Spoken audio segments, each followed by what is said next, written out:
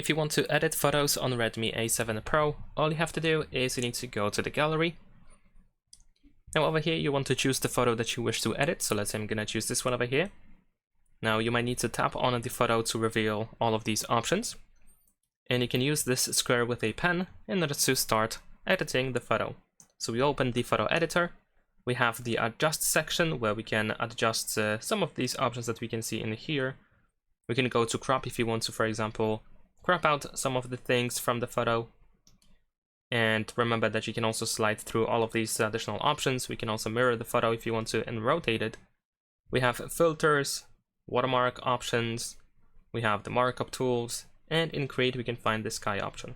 Once you are done with the customization or with the photo editor, once you are done editing your photo, you can just tap on the save in the upper right corner.